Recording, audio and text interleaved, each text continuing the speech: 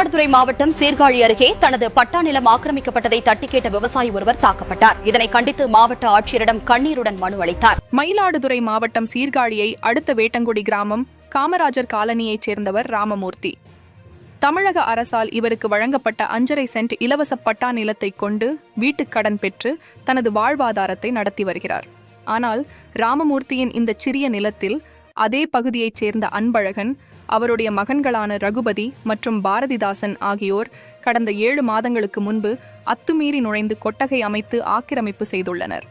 நிலத்தை கேட்டுச் சென்ற ராமமூர்த்தியை அவர்கள் கடுமையாக தாக்கி மிரட்டி துரத்தியதாகவும் குற்றச்சாட்டு எழுந்துள்ளது. இதுகுறித்து ராமமூர்த்தி அவர்கள் முதலில் காவல்துறையில் புகார் அளித்துள்ளார்.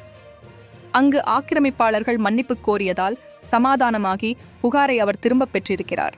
ஆனால் அடுத்த சில நாட்களிலேயே அன்பழகன் குடும்பத்தினர் மீண்டும் ராமமூர்த்தியை அடித்து துன்புறுத்தி அந்த இடத்தை முழுவதுமாக ஆக்கிரமிப்பு செய்துள்ளனர்.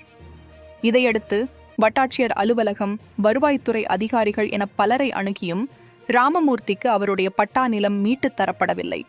இதனால் மனமுடைந்த ராமமூர்த்தி மாவட்ட ஆட்சியர் அலுவலக வாசலில் மனுவுடன் குடும்பத்துடன் அமர்ந்து ஆர்ப்பாட்டத்தில் ஈடுபட்டனர். பின்பு மாவட்ட ஆட்சியரிடம் மனு அளிக்கப்பட்டது.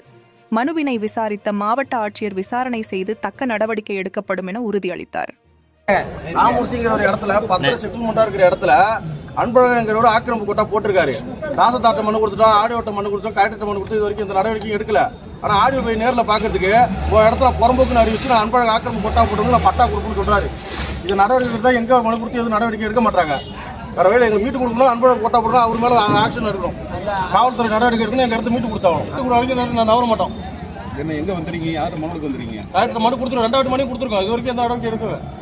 இப்பிரச்சனையில் மாண்புமிகு மாவட்ட ஆட்சியர் அவர்கள் உடனடியாக தலையிட்டு ராமமூர்த்தியின் நிலத்தை மீட்டுத் தரவும், ஆக்கிரமிப்பில் ஈடுபட்ட நபர் மீது தக்க நடவடிக்கை எடுக்கவும் அந்த விவசாயியின் எதிர்பார்ப்பாக உள்ளது.